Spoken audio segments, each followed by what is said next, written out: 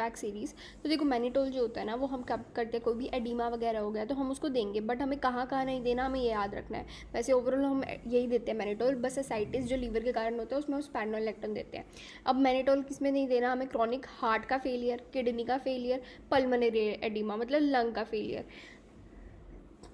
Failure नहीं होता लेकिन ठीक है, इंट्राक्रेनियल ब्लीड हो गया, ठीक है, तो हमारे सीएनएस ये सारे जितने भी सिस्टम अगर इन्वॉल्व होंगे ना तो हम मैनिटोल को नहीं देंगे, अदरवाइज हम दे देंगे, ऑस्मोटिक डाययूरेटिक है ये, ठीक है। अब उसके बाद आता है हमारा इंसाइज्ड वुंड। देखो इंसाइज्ड, स्टैब एंड लेसरेशन, हमें तीनों के बीच में डिफरेंस देखना है। इंसाइज्ड वुंड का मतलब क्या हुआ, तुमने एक शार्प सी चीज़ से काटा, ठीक है, तो बहुत ही शार्प है तो क्लीन कट हो जाएगा। इंसाइज वुंड तो आप पहचान लेंगे। स्टैब एंड लेसरेशन में दिक्कत आती है, लेसरेशन पड़ते हैं, ये ब्लंट होता है, ब्लंट में क्या होगा हमारा ब्रूज भी होगा, एब्रेशन भी होगा, ब्रूज मतलब कंट्यूजन, ठीक है।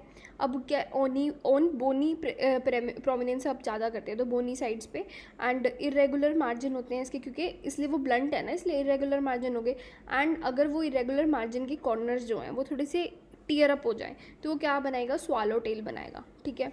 स्वालो टेल ना एक वो हमारी वो होती है, बर्ड होती है, तो उसकी ना टेल्स जो होती हैं वो बहुत ऐसे सीधी सीधी हो जाती हैं, वो उसके कारण बनेगा। एक बार आप देख लेंगे गूगल पे तो आपको याद रहेगा।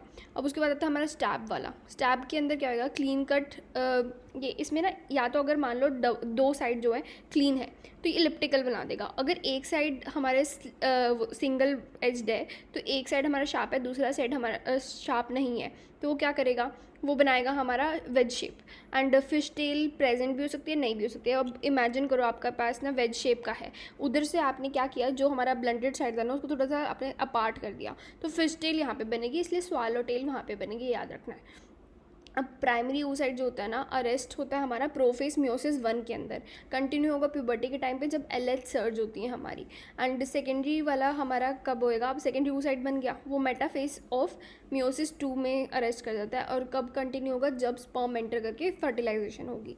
तो हमें क्या याद रखना है, primary spermatocyte meiosis 1 is 1, and कौन से में, प्रोफेज में। एंड सेकेंड पर से प्राइमरी, पर से प्रोफेज, ठीक है। सेकेंड वाले में मेटाफेज हो गया, मियोसिस 2 के अंदर हो गया, ठीक है। नेक्स्ट HIV के अंदर हम TLD देते हैं जो कि हमारा फेमस है, बट कितना कितना देंगे, तो हमारा टीनोफोविर जो होता है ना वो वैसे ना NOF कराता है, ठीक है। NOF हमारी ट्रिक थी, तो NOF में क्या होएगा, हमारा ऑस्टियोपोरोसिस वगैरह हो जाएगा, फेनकोनिया एनीमिया हो जाएगा, ठीक है। उसके बाद आएगा 300 मिलीग्राम, LB 300 मिलीग्राम होता है, एंड D फॉर डोल्टाग्रेविर के लिए मस्ट ट्रिक थी। डोल्टाग्रेविर में क्या है, अगर आपके पास दौलत होगी तो आप सोएंगे क्या, नहीं, इंसोम्निया हो जाएगा, वेट गेन खाते रहेंगे, एंड लीवर भी ख़राब कर देंगे आप, हिपैटोटॉक्सिक हो जाएगा, ठीक है। तो 50 मिलीग्राम ये हो गया हमारा। इतनी सारी बड़े बड़े डोज दी तो उसको थोड़ा कम कर दो। अब पेगवोसोमेंट जो होता है वो हमारा ग्रोथ हार्मोन रिसेप्टर को हटाता है, और ये सबक्यूटेनियसली देते हैं, एंड LFT इसमें मॉनिटर करना होगा। अब हमारी ये आती है अबाउट ग्लाइकोलाइसिस वगैरह। तो माइटोकॉन्ड्रिया एंड साइटोप्लाज्म 2 साइट्स होती है जहाँ पर हमारे बहुत सारी रिएक्शंस चल रही होती हैं, टूट रही होती है, बन रही होती है। अब जब आपके पास इंसुलिन है तो आप मतलब फेड स्टेट में है, तो हम क्या करेंगे, हम एनाबोलिज्म करेंगे। तो इसके अंदर वो फेमस ट्रिक होती है ना, वो हमारी हाइकोटिन LA। तो LA जो होता है वो मतलब एनाबोलिक, एंड हमारा जो लाइपोसोमल लाइपेज वाला एंजाइम होता है वो एनाबोलिक में काम करेगा, लर्न करने के लिए बेस्ट ट्रिक है। लेकिन उसके बाद हमारे कौन कौन से बनेंगे, तो कुछ भी जो बन रहा है ना मेनली हमारा साइटोप्लाज्म के अंदर होगा, एक्सेप्ट हमारा ग्लाइकोलाइसिस। अब देखो हमें सारा कुछ बनाना है तो कुछ तो चाहिए, तो उसकी एनर्जी कौन देगा, ग्लाइकोलाइसिस, इसलिए साइटोप्लाज्म के अंदर ही ग्लाइकोलाइसिस होता है। एंड बाकी जो भी बन रहा है, HMP भी तो हमारा कुछ बना ही रहा होता है ना, तो हमारे 5 राइबोज ये सारा का सब NADPH ये सब बनाता है। तो हमारा क्या क्या है, एग्जांपल पढ़ लेते हैं। लिपिड का सिंथेसिस कहाँ होता है, SCR में। RER में प्रोटीन सिंथेसिस हो गया, कोलेस्ट्रॉल का सिंथेसिस, न्यूक्लियोटाइड का सिंथेसिस, एंड ग्लाइकोजेनेसिस, ठीक है। अब उसके बाद आ गया हमारा ग्लाइकोलाइसिस एंड HMP, क्लियर। अब माइटोकॉन्ड्रिया में कैटाबोलिज्म होगा, हाई कोर्ट वाला, ठीक है। HSL हो जाता है। फैटी एसिड का ऑक्सीडेशन, देखो फैट्स जो होते हैं हम कभी भी नॉर्मली ऐसे बनाते नहीं हैं, हम कोलेस्ट्रॉल बना देते हैं, बट हम फैट का ऑक्सीडेशन वगैरह क्यों कराएंगे, तो फैटी का टूटना यहाँ पर हो गया। ग्लाइकोजिनोलाइसिस, ग्लाइकोजन का टूटना, क्योंकि अब फेड स्टेट नहीं है, स्टार्वेशन स्टेज है। TCA जो होता है हमारा वो तो माइटोकॉन्ड्रिया में ही होगा, क्योंकि इतना कुछ अभी हम पढ़ते तो है, कॉम्प्लेक्स 1 2 3 ये सारा का सारा वहाँ पर हो रहा होता है। अच्छा, कॉम्प्लेक्स नंबर 3 होता है हमारा वाला जो एंजाइम होता है ना, उसमें ऑक्सीडो रिडक्टेज आएगा, साइटोक्रोम C ऑक्सीडो रिडक्टेज, जबकि हमारा जो उसके बाद वाला होएगा वो साइटोक्रोम ऑक्सीडेज होगा, ये याद रखना, ठीक है। अब उसके बाद कीटोन बॉडी के सिंथेसिस एंड ब्रेकडाउन दोनों के दोनों हमारे स्टार्वेशन से रिलेटेड है, इसलिए यहीं पर होगा, ठीक है। और हम यहाँ पे कोलेस्ट्रॉल बना रहे थे। फैटी एसिड्स का बनना एंड टूटना दोनों ही हमारा माइटोकॉन्ड्रिया के अंदर होगा, कीटोन बॉडीज़ के साथ भी सेम ही है। नेक्स्ट चलते हैं हग पाथवे दोनों के अंदर होता है, असल में ग्लूकोनियोजेनेसिस तो 3 के अंदर होता है, पता है। तो हीम, यूरिया एंड ग्लूकोनियोजेनेसिस, क्योंकि लास्ट वाला जो ग्लूकोसिक्स फॉस्फेटेज वाला जो एंजाइम है ना, वो हमारा कहाँ पे होता है, एंडोप्लाज्मिक रेटिकुलम के अंदर।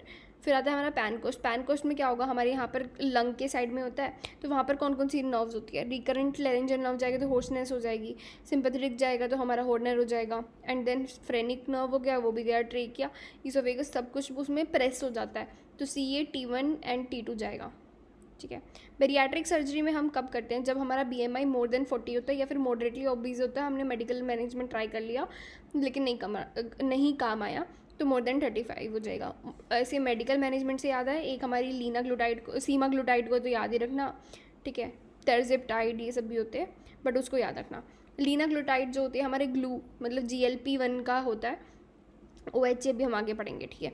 किडगो क्लासिफिकेशन में हमारी G1 से G5, आप ना मैं हाथ पे इमेजिन करो, आपको ना एक तो ऊपर वाली वैल्यू पक्का पता होनी चाहिए कि हमारा 90 मतलब गुड एंड 15 मतलब लेस देन 15 हो जाता है फिफ्थ वाला, ठीक है। तो आपके ना 6 फिंगर्स लेनी है, तो G1 हमारा 90 हो गया, फिफ्थ जो लास्ट वाली जो 6th फिंगर है ना वो 15 होगी, ख़त्म हो गया। अब हमें 2, 3A, 3B एंड 4th को करना है। तो आप पहले क्या करोगे, 60 to 90, 30 का हो गया, फिर बाद में 15 का एक्सपेंशन करो, तो 60 to 90 हो गया, फिर उसके बाद 45 to 60 हो जाएगा, 30 to 45 हो जाएगा, क्योंकि असल में 3 भी तो आप खुद देखो ना, 15 यहाँ आ रहा है 15 वहाँ आ रहा है, तो क्या हुआ, ये पूरा का पूरा 30 ही तो हुआ, एंड फिर नेक्स्ट वाले में 15 आ जाएगा। तो हमने क्या किया, G1, G2, G3, G4, G5 ऐसे करना है।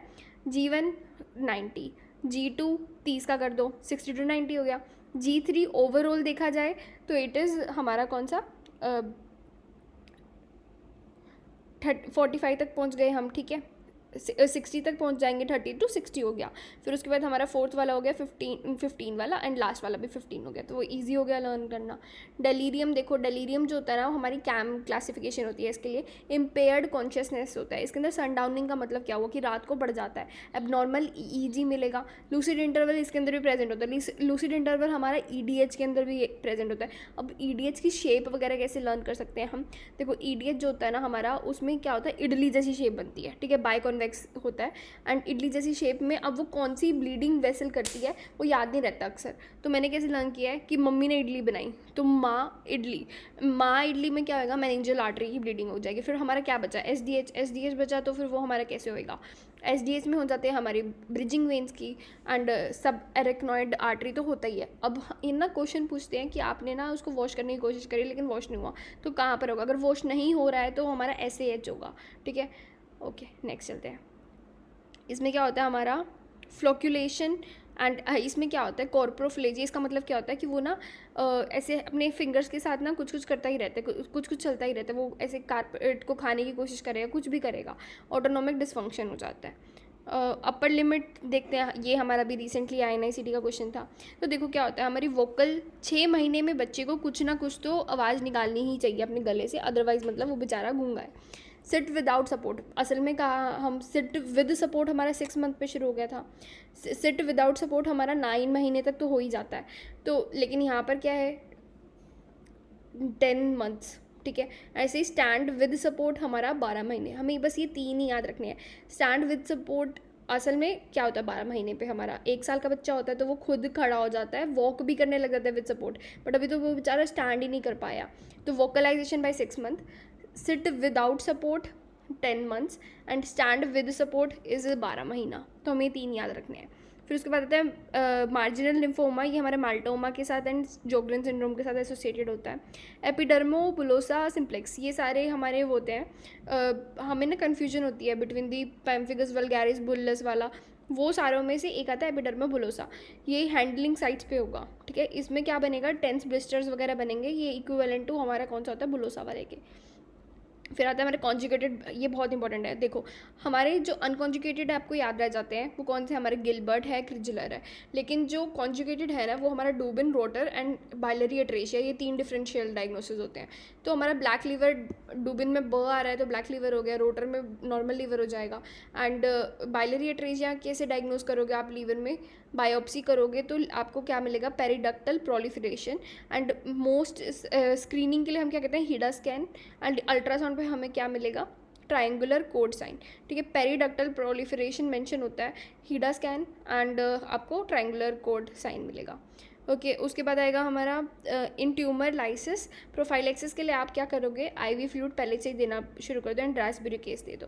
To prevent the tubal block हम एट्रोपिन दे देते हैं। ट्यूबल ब्लॉक कहाँ की बात करें, फेलोपियन ट्यूब में फिजियोलॉजिकल स्पैजम हो जाता है जब यू आर टेस्टिंग, तो you will misdiagnose the person कि भाई इसके तो हमें ट्रीटमेंट करनी पड़ेगी। अच्छा बताओ ट्यूबल ब्लॉक है तो हम क्या करेंगे, अगर एक्चुअली ट्यूबल ब्लॉक है फिजियोलॉजिकल नहीं, तो हम क्या करते हैं, हम उसमें इन विट्रो फर्टिलाइजेशन कराएंगे, क्योंकि ऑलरेडी जो उसकी जो ओवरीज हैं वो देंगी अंडा, लेकिन अंदर तक पहुंच ही नहीं पाएगा उस साइड। माइट्रल ओरिफिस का नॉर्मल कितना होता है, 4 to 6 square meter centimeter. And progesterone जो है ये मतलब इतना रिलीज़ करता है 65 माइक्रोग्राम पर डे। कार्वेलो होता है हमारा TR से रिलेटेड।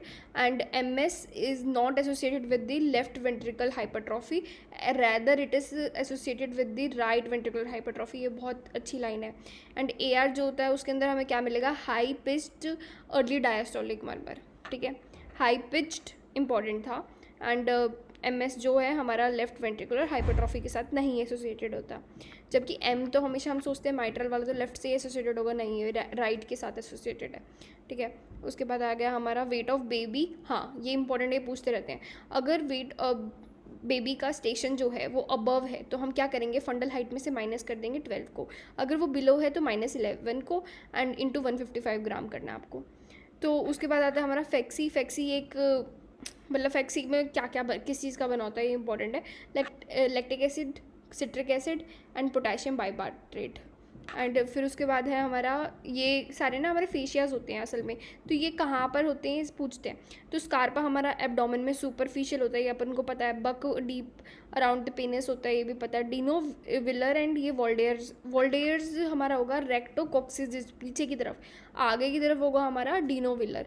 तो अगर आपको याद भी रहते हैं ना तो आप क्या करो कि इन दोनों बस इतना याद आ जाएगा कि हाँ रेक्टो से रिलेटेड था, तो फिर D पहले आता है बाद में W आएगा। तो ऐसे भी करके आप इमेजिन करके कर सकते हो।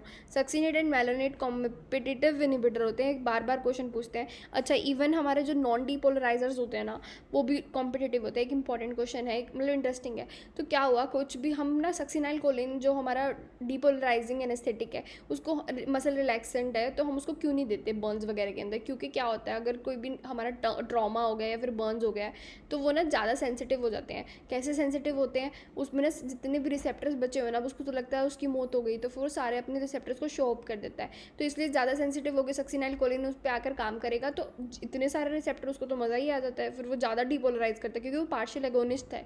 लेकिन जो नॉन डिपोलराइजर्स होते हैं ना वो हमारे क्या होते हैं, कॉम्पिटिटिव इनिबिटर होते हैं, जैसे सक्सिनाइल एंड मेलानेट एग्जाम्पल है ना, वो भी कॉम्पिटिटिव इनिबिटर होते हैं। लेकिन अब कॉम्पिटिशन कैसे करेंगे, इतने सारे रिसेप्टर्स हैं उसको कॉम्पिटिशन कर ही नहीं पाते।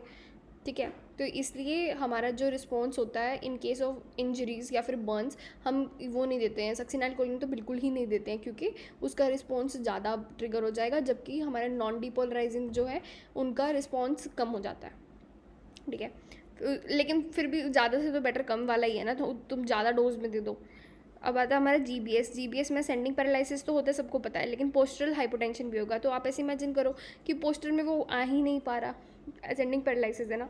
बर्कहोल्ड एरिया मेलेई, ये क्या होता है, हमारे होर्स होते हैं ना जो उसमें ग्लैंडर डिसीज़ करते हैं वो, एंड ऑक्सीडेटिव वेरिएबल होंगे, नॉन मोटाइल होंगे। तो हमारे जो होर्स होते हैं असल में मोटाइल होते हैं, तो आपको याद रखना है, लेकिन ये नॉन मोटाइल है। ठीक है, स्ट्रॉस रिएक्शन करेगा। अब उसके बाद आता है विल्म्स ट्यूमर में ना हमारे 3 सिंड्रोम्स एसोसिएटेड होते हैं इसके साथ। कौन से, बेकविद, वेगर एंड डेनी ड्रैश। अब वैगर को पढ़ लेते हैं सबसे पहले। अच्छा तो ये वैगर एंड डेनी ड्रैश है ना जो हमारा WT1 के साथ एसोसिएटेड होता है, जबकि बेकविद हमारा WT2 है। अब उसमें वैगर में क्या होगा, विल्म्स, फिर एनारिडिया मतलब आइरिस के अंदर दिक्कत, and genito urinary and renal की दिक्कत, तो इसके ही नाम के अंदर सारा लिखा हुआ है। तो इसमें आपको रट्टा नहीं मारना। लेकिन जो डैनीज डैश है ना, उसको याद रखना है। डैनी डैनी एक लड़के का नाम होता है या लड़की का नाम होता है, नहीं पता। तो इसलिए हम याद रखेंगे कि एम्बिगुअस जेनिटेलिया मिलेगी, ना वो लड़का होगा ना वो लड़की होगी, एंड रीनल इन्वॉल्वमेंट इसमें होती है। बैकविद के अंदर आपको इमेजिन करना है एक बच्चा जिसका ना सब कुछ ऐसे बढ़ गया है, जैसे मैक्रोग्लोसिया, ऑर्गेनोमेगैली, इवन पैनक्रियाज भी बढ़ जाती हैं, तो इसलिए वो भी काम नहीं करती, वो मतलब ज़्यादा काम करती है, हाइपोग्लाइसीमिया कर देंगी, इतना इंसुलिन को रिलीज़ कर देंगे, ऑर्गेनोमेगैली हो गया, ठीक है। इंसुलिन ग्रोथ फैक्टर 2 जो होता है हमारा इंसुलिन लाइक, वो इसके अंदर ही बढ़ता है। मतलब आपको इमेजिन करना है वो बच्चे का सब कुछ बढ़ रहा है, तो ग्रोथ फैक्टर भी ज़्यादा होगा। एंड अभी जो क्वेश्चन आया था IGF-1 एंड IGF-2 के अंदर क्या सिमिलैरिटी है, तो वो उनका प्रो इंसुलिन सेम होता है, ठीक है। फिर आता है हमारा थायराइड, मोस्ट कॉमनली इन्वॉल्व क्या करता है, हमारा इन्फीरियर रेक्टस को उसमें फाइब्रोसिस करा देता है, तो हमारी एलिवेशन नहीं हो पाएगी। तो ऐसा याद करो कि जो थायराइड का मंदा है उसमें आंखें जो होती है वो बाहर आती है, उसकी बेली होती है, कोका कोला अपीयरेंस बोलते हैं ना उसको। एंड एलिवेशन वो क्या हो रहा है, वो ऊपर नहीं देख पा रहा बेचारा, उसको ना शर्म आ रही है, वो ऊपर की तरफ देख ही नहीं पा रहा, ठीक है। RLS ऑफ नर्व हेमिकोरिनियम याद रहे तो ठीक है, बाकी हम नेक्स्ट वीडियो में बनाएंगे। Thank you.